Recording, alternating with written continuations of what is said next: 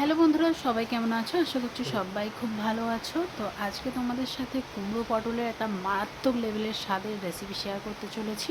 তো চলো পুরো ভিডিওটা দেখতে থাকো, আর ভালো লাগলে অবশ্যই কিন্তু লাইক, কমেন্ট আর বন্ধুদের সাথে শেয়ার করে দিও। আর আমার চ্যানেলটাকে কিন্তু অবশ্যই সাবস্ক্রাইব করে পাশে থাকা বেল আইকনটাকে প্রেস করে রেখো। তো চলো, এই রেসিপিটার জন্য আমি কিন্তু কড়াতে প্রথমেই দিয়ে দিচ্ছি সামান্য একটু সাদা তেল।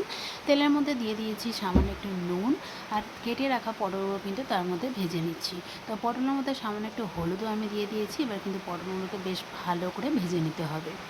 তো এই রেসিপিটা কিন্তু ভীষণ টেস্টি হয়, ভীষণ তোমরা গরম গরম ভাতের সাথেও খেতে পারো, আর রুটি পরোটার সাথে তো দারুণ জমে যাবে। তাছাড়া পটলগুলো ভেজে তুলে নিয়ে আমি কিন্তু আরও একটু তেল দিয়ে দিয়েছি। তেলের মধ্যে ফোড়ন দিলাম 5 ফোড়ন। তো এবার কিন্তু কেটে রাখা আলু আর কুমড়োগুলোকে এবার আমি ভেজে নেব। তো বাইরে কিন্তু এখন বৃষ্টি হচ্ছে, যার জন্য একটু ভয়েস দিতে একটু ভয়েসটা তোমাদের শুনতে অসুবিধে হতে পারে, তো তার জন্য আমি ক্ষমা চেয়ে নিচ্ছি। তো চলো, আলু আর কুমড়োটাকে কিন্তু আমি মোটামুটি মতো ভেজে নিয়েছি। এবার দিয়ে দিচ্ছি পরিমাণ মতো নুন। আর দেখো, এখানে হলুদ গুঁড়ো আর লঙ্কা গুঁড়ো পরিমাণ মতো নিয়ে নিয়েছি। তো এটাও আমি অ্যাড করে দিলাম। এবার কিন্তু পরিমাণ মতো জল দিয়ে এটাকে কিন্তু এবার আমি ঢাকা চাপা দিয়ে সেদ্ধ হতে দেবো।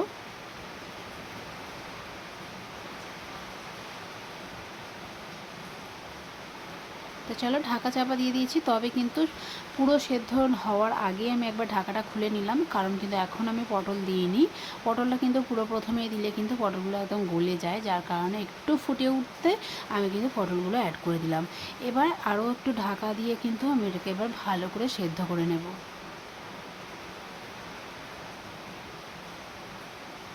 তো জলটা কমে গিয়েছিলো, যার জন্য আমি আরেকটু জল দিয়ে দিলাম। তো কুমড়ো পটলের অনেক রেসিপি তো তোমরা খেয়েছো, তো একবার হলেও এই রেসিপিটা ট্রাই করো। আর কেমন হয়েছে আমাকে কিন্তু অবশ্যই কমেন্টে জানিও। আশা করছি দারুণ লাগবে, দারুণ। তো চলো, এদিকে দেখো আলু কুমড়ো সবই কিন্তু খুব ভালো করে সেদ্ধ হয়ে গেছে। এবার কিন্তু আমি এটাকে নামিয়ে রাখবো।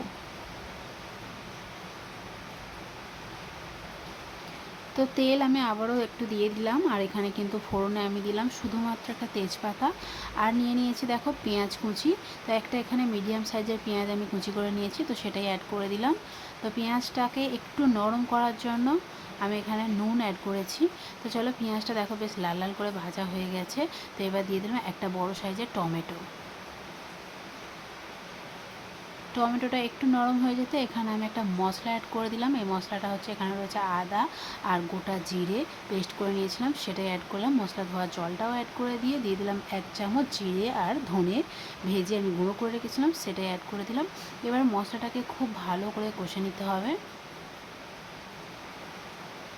তো মশলাটা আমার মোটামুটি কষানো হয়ে গেছে। তো এখানে 150 গ্রাম মতো চিংড়ি মাছ আমি ছাড়িয়ে রেখেছিলাম, তো সেটাকে কিন্তু আমি অ্যাড করে দিলাম।